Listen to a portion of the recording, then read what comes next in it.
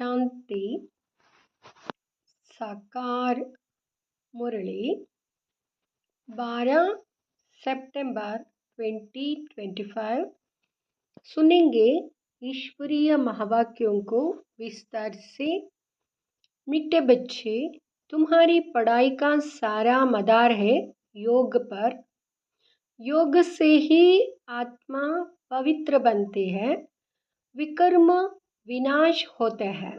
प्रश्न: कई बच्चे बाप का बनकर फिर हाथ छोड़ देते हैं, कारण क्या होता है? उत्तर: बाप को पूरी रीति ना पहचानने के कारण, पूरा निश्चय बुद्धि ना होने के कारण 8-10 वर्ष के बाद भी बाप को फारकती दे देते हैं, हाथ छोड़ देते हैं, पद भ्रष्ट हो जाता है। दूसरा, क्रिमिनल आई होने से माया की ग्रहचारी बैठ जाती है, अवस्था नीचे ऊपर होती रहती है, तो भी पढ़ाई छूट जाती है। ओम शांति। रूहानी बच्चों प्रति रूहानी बाप समझा रहे हैं। अभी समझते हो कि हम सब रूहानी बेहद के बाप के बच्चे हैं। इनको बाप दादा कहा जाता है। जैसे तुम रूहानी बच्चे हो, वैसे यह ब्रह्मा भी रूहानी बच्चा है, शिव बाबा का। शिव बाबा को रथ तो जरूर चाहिए ना, इसलिए जैसे तुम आत्माओं को आर्गन्स मिले हुए हैं कर्म करने के लिए, वैसे शिव बाबा का भी यह रथ है, क्योंकि यहाँ कर्म क्षेत्र है, जहाँ कर्म करना होता है। वहाँ है घर जहाँ आत्माएं रहती है। हमारा घर शांतिधाम है, वहाँ यहाँ खेल नहीं होता, बत्तियाँ आदि कुछ नहीं होती, सिर्फ आत्माएं रहती है। यहाँ आती है पाठ बजाने, तुम्हारी बुद्धि में है, यहाँ बेहद का ड्रामा है। जो एक्टर्स है, उन्हों के एक्ट शुरू से लेकर अंत तक तुम बच्चे नंबरवार पुरुषार्थ अनुसार जानते हो। यहाँ कोई साधु संत आदि नहीं समझाते हैं। यहाँ हम बच्चे बेहद के बाप पास बैठे हैं। अब हमको वापस जाना है, पवित्र तो जरूर बनना है आत्मा को।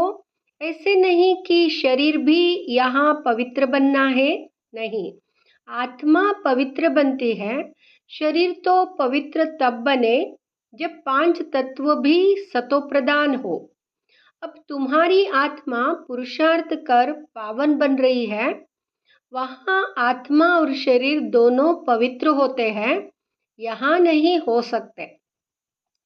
आत्मा पवित्र बन जाती है तो फिर पुराना शरीर छोड़ती है, फिर नए तत्वों से नए शरीर बनते हैं।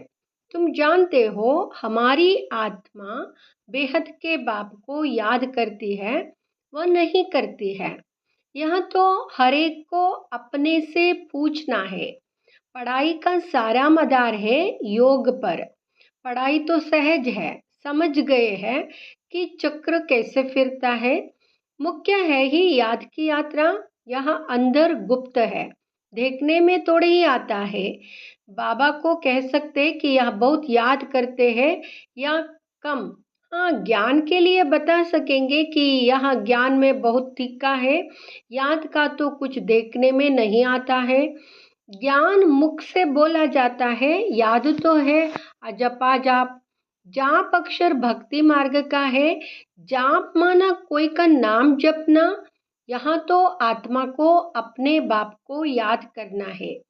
तुम जानते हो हम बाप को याद करते करते पवित्र बनते बनते मुक्तिधाम शांतिधाम में जाकर पहुंचेंगे। ऐसे नहीं कि ड्रामा से मुक्त हो जाएंगे। मुक्ति का अर्थ है दुख से मुक्त हो, शांतिधाम जाए, फिर सुखधाम में आए। पवित्र जो बनते हैं वहाँ सुख भोगते हैं। पवित्रता सुख शांति की जननी है। अपवित्र मनुष्य उन्हों की खिदमत करते हैं। पवित्र की महिमा है, इसमें ही मेहनत है। आंखें बड़ा धोखा देती है, गिर पड़ते हैं। नीचे ऊपर तो सबको होना पड़ता है। ग्रहचारी सबको लगती है। भल बाबा कहते, बच्चे भी समझा सकते हैं। फिर कहते हैं माता गुरु चाहिए, क्योंकि अब माता गुरु का सिस्टम चलता है। आगे पिताओं का था, अभी पहले पहले कलश माताओं को मिलता है। माताएं मेजॉरिटी में है। कुमारियां राखी बांधती है पवित्रता के लिए। भगवान कहते हैं काम महाशत्रु है, इस पर जीत पहनी। रक्षाबंधन पवित्रता की निशानी है। वो लोग राखी बांधते हैं, पवित्र तो नहीं रहते, पवित्र तो नहीं बनते। वह सब है आर्टिफिशियल राखी। कोई पावन बनाने वाले नहीं हैं, इसमें तो ज्ञान चाहिए। अभी तुम राखी बांधते हो, अर्थ भी समझाते हो या प्रतिज्ञा कराते हैं। जैसे सिख लोगों को कंगन निशानी होती है, परंतु पवित्र तो बनते नहीं। पतित को पावन बनाने वाला सर्व का सद्गति दाता एक है, वह भी देहधारी नहीं है। पानी की गंगा तो इन आंखों से देखने में आती है। बाप जो सद्गति दाता है, उनको इन आंखों से नहीं देखा जाता। आत्मा को कोई भी देख नहीं सकते कि वह क्या चीज है। कहते भी है हमारे शरीर में आत्मा है, उनको देखा है, कहेंगे नहीं। और सब चीजें जिसका नाम है वह देखने में जरूर आती है।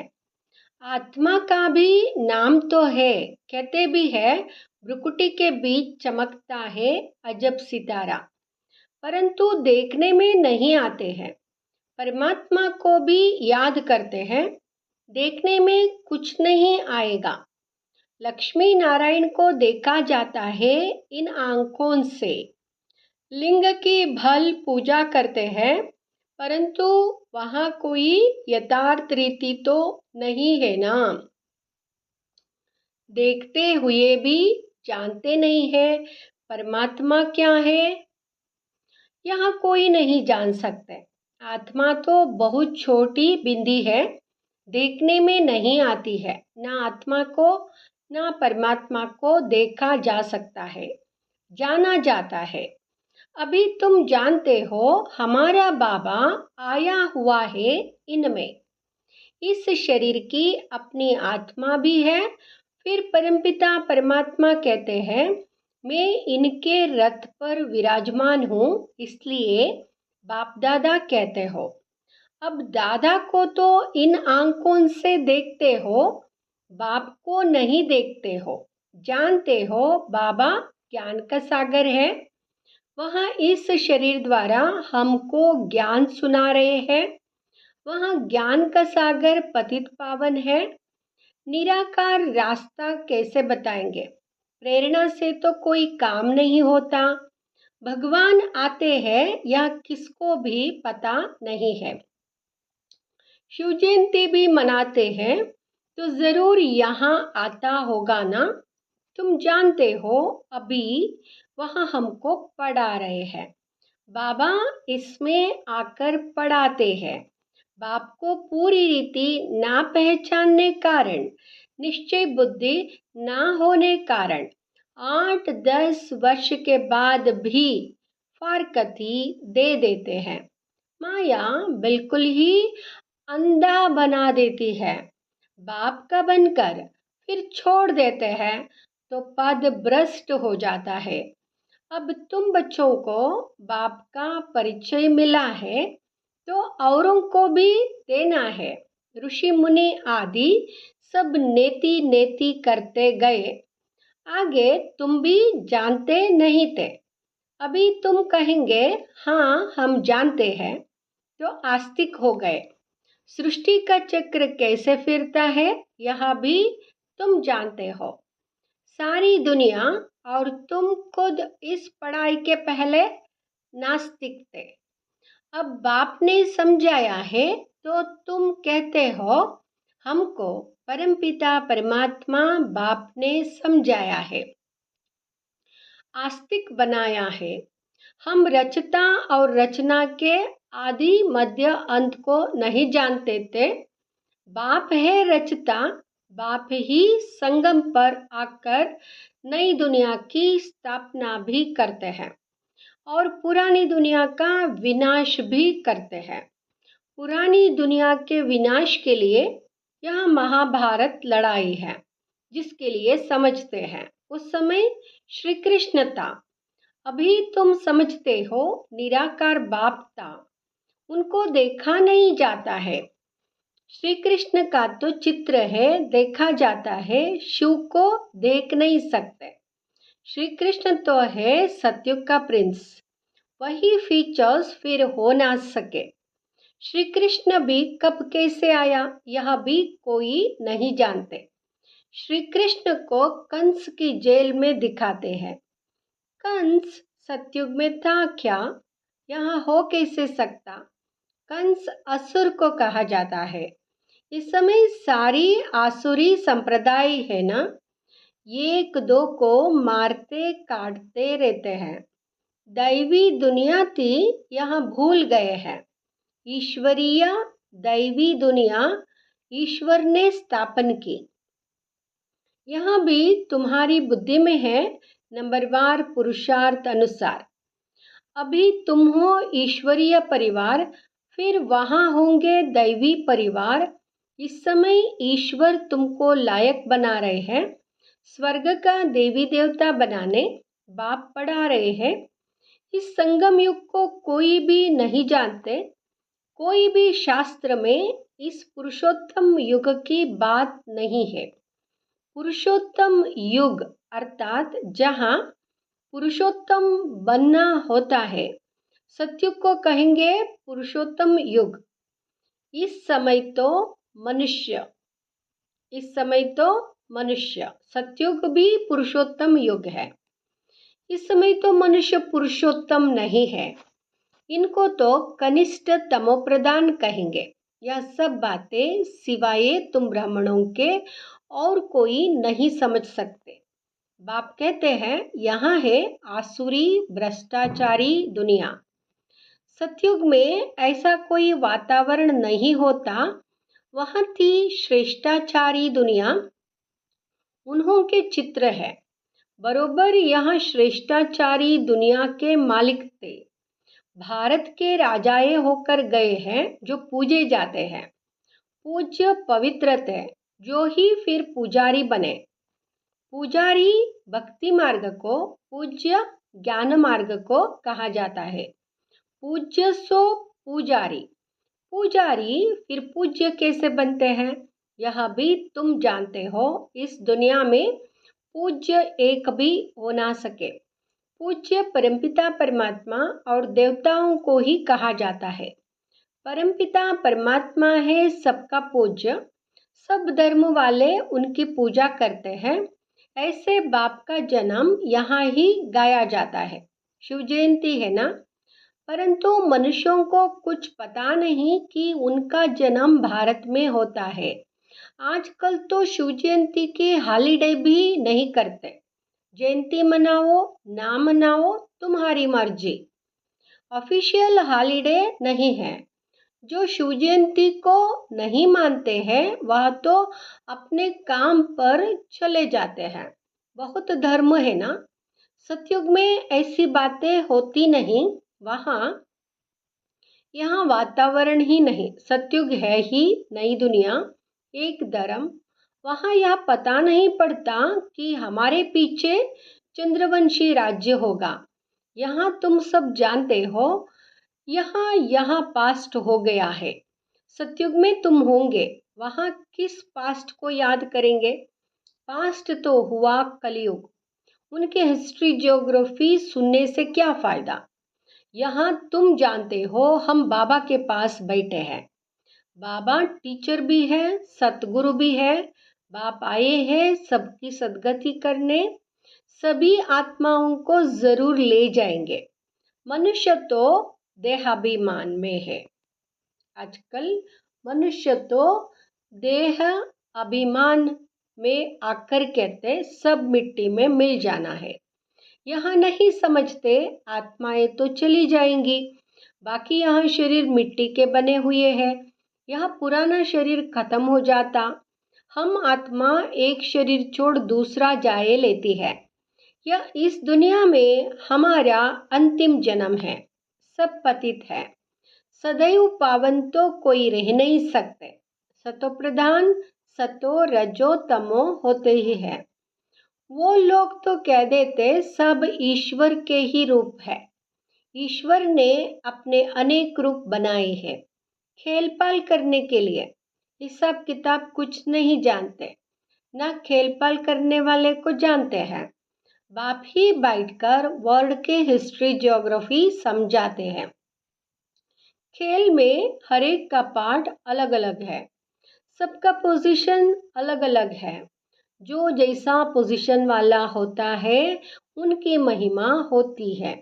ये सब बातें बाप संगम पर ही समझाते हैं। सतयुग में फिर सतयुग का पाठ चलेगा, वहाँ यह बातें नहीं होगी। यहाँ तुमको सृष्टि चक्र का ज्ञान बुद्धि में फिरता रहता है। तुम्हारा नाम ही है स्वदर्शन चक्रधारी। लक्ष्मी नारायण को थोड़े ही स्वदर्शन चक्र दिया जाता है। यहाँ है ही यहाँ के मूल वतन में सिर्फ आत्माएं रहती है। सूक्ष्म वतन में कुछ नहीं। मनुष्य जानवर पशु पक्षी आदि सब यहाँ होते हैं। सतयुग में मोर आदि दिखाते हैं। ऐसे नहीं कि वहाँ मोर के पंख निकाल पहनते हैं, मोर को थोड़े ही दुख देंगे। ऐसे भी नहीं मोर का गिरा हुआ पंख ताज में लगाएंगे, नहीं, ताज में भी झूठी निशानी दे दी है। वहाँ सब खूबसूरत चीजें होती है। गंदो कोई चीज का नाम निशान नहीं। ऐसी कोई चीज नहीं होती जिसको देखकर घृणा आए। यहाँ तो घृणा आती है ना, वहाँ जानवरों को भी दुख नहीं होता है। सतयुग कितना फर्स्ट क्लास होगा। नाम ही है स्वर्ग, हेवन, नई दुनिया। यहाँ तो पुरानी दुनिया में देखो बरसात के कारण मकान गिरते रहते हैं, मनुष्य मर जाते हैं, अर्थक्वेक होगी सब दब कर मर जाएंगे। सतयुग में बहुत थोड़े होंगे, फिर बाद में वृद्धि को पाते रहेंगे। पहले सूर्यवंशी होंगे, जब दुनिया 25% पुरानी होगी तो पीछे चंद्रवंशी होगी। सतयुग 1250 वर्ष है, वहाँ है 100% नई दुनिया, जहाँ देवी देवता राज्य करते हैं। तुम्हारे में भी बहुत है। सतयुग में देवी देवताएं राज्य करते हैं। तुम्हारे में भी बहुत इन बातों को भूल जाते हैं। राजधानी तो स्थापन होनी ही है, आर्ट फेल नहीं होना है, पुरुषार्थ की आर्ट फेल नहीं होना है, पुरुषार्थ की बात है। बाप सभी बच्चों से एक समान तदबीर पुरुषार्थ कराते हैं। तुम अपने लिए विश्व पर स्वर्ग की बादशाही स्थापन करते हो। अपने को देखना है हम क्या बनेंगे। अच्छा, मीठे मीठे सिकिलदे बच्चों प्रति माता पिता बाप दादा का याद प्यार और गुड मॉर्निंग। रूहानी बाप की रूहानी बच्चों को नमस्ते। हम रूहानी बच्चों की रूहानी माता पिता बाप दादा को याद प्यार गुड मॉर्निंग नमस्ते शुक्रिया बाबा।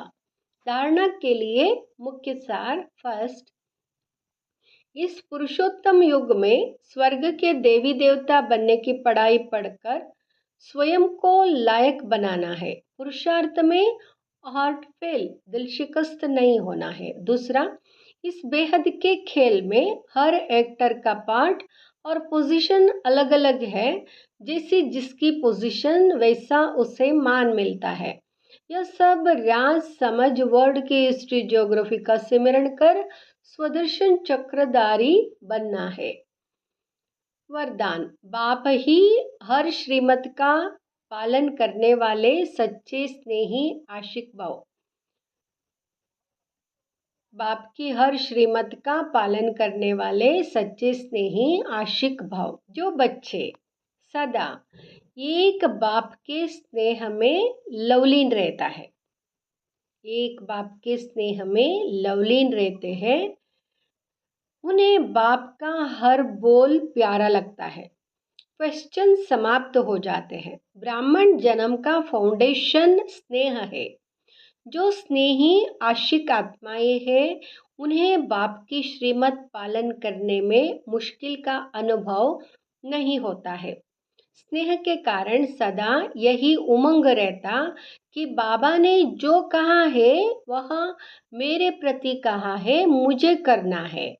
स्नेही आत्माएं बड़ी दिल वाली होती है, इसलिए उनके लिए हर बड़ी बात भी छोटी हो जाती है।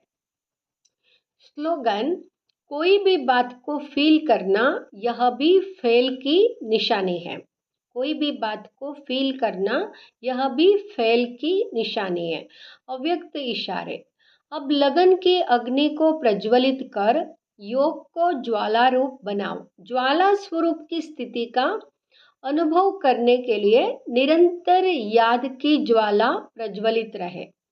इसकी सहज विधि है, सदा अपने को सारथी और साक्षी समझकर चलो। आत्मा इस रथ की सारथी है। यह स्मृति स्वतः ही इस रथ देह से व किसी भी प्रकार के देहबान से न्यारा बना देती है। स्वयं को सारथी समझने से सर्व कर्मेंद्रिय अपने कंट्रोल में रहती है। सूक्ष्म शक्तियां, मन, बुद्धि, संस्कार भी आर्डर प्रमाण रहते हैं। आर्डर प्रमाण रहते हैं। ओम शांति।